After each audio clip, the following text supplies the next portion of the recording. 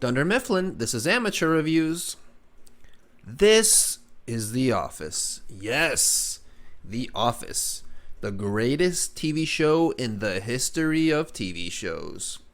And its popularity continues to grow. Even years after the series ended, it still resonates with people. And with good reason. It is such a well-written show. And the cast was amazing. Now I must warn you, this video may contain spoilers, somewhat. So, if you're someone that has just found this gem of a series, maybe don't watch this video just yet. Save it until you're done with the series, then come back and watch it. Now, speaking of the cast, let's talk about some of the main characters. First, you have awkward, unaware boss. This guy definitely missed some important steps in his social development. But he's very funny. When you're not cringing, you're laughing. It's never a dull moment. And he does have some moments when he's a really good boss. But he's not very socially aware. He often says or does things that make you stare at the screen in disbelief. But I think that's part of the fun. He has some bad luck in relationships, but luckily he finds someone as goofy as him and it works. You also have lovable slacker guy. He's funny. He's very funny. He's always pulling pranks or cracking jokes. And he likes to keep the office entertained, whether it's with an impromptu Olympics or by playing games when they're stuck outside due to a fire in the building. Other characters seem to think he has a lot of potential as he gets several job offers or promotion offers throughout the series, but also for much of the series, he'd rather have fun than be motivated. I think there's a certain zen to that. Then there's the girl next door. She's that cute, lovable, adorable, dorky girl that you just can't help but like. She's always willing to go along with lovable slacker guy's pranks and games. They have quite the friendship because they're both kind of slackers and are both stuck in a job they don't really love, but do it anyway, like most of us. But their friendship is one of the cornerstones of the show. Lovable slacker guy, of course, is in love with girl next door. But she's engaged to annoying meathead guy. Like the common trope, meathead guy doesn't appreciate her for who she is. He certainly doesn't appreciate her the way lovable slacker guy does. The will they or won't they between lovable slacker guy and girl next door dominates much of the early seasons. It even heats up when lovable slacker guy comes back to Scranton and now he's dating hot career woman. She's a more serious person, more motivated, but can still have some fun. This turns the tables a little bit as now it's girl next door that has to pine for lovable slacker guy who's dating someone else. So I told you about lovable slacker guy's pranks. The most common foil for these pranks is Boy Man. He's a man that's very much a grown-up boy. This is most evident in an episode where there's a fire, and when the firemen show up, he fist bumps the air. He's just so excited for this. The reason why he's such a good foil for lovable slacker guy's pranks is that he takes himself way too serious. This makes for a lot of good humor when he gets pranked, and then he gets jarred out of that seriousness.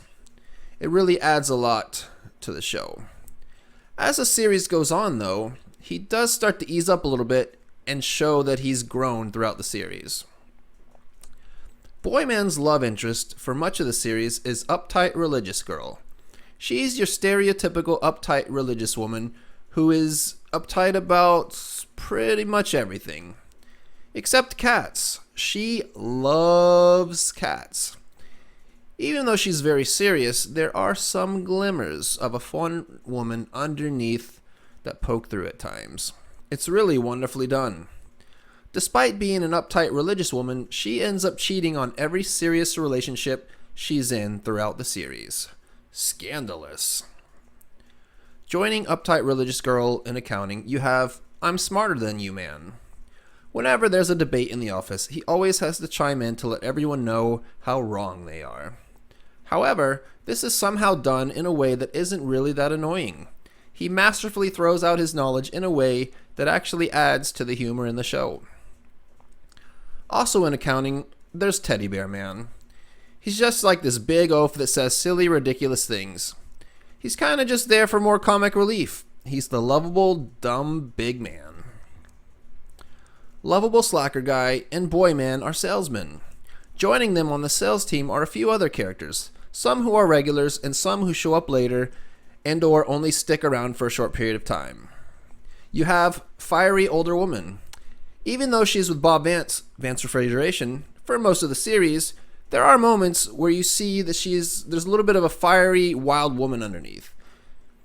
You also have Grumpy Older Man. He's mostly unamused by the goings-on in the office. He's just grumpy most of the time.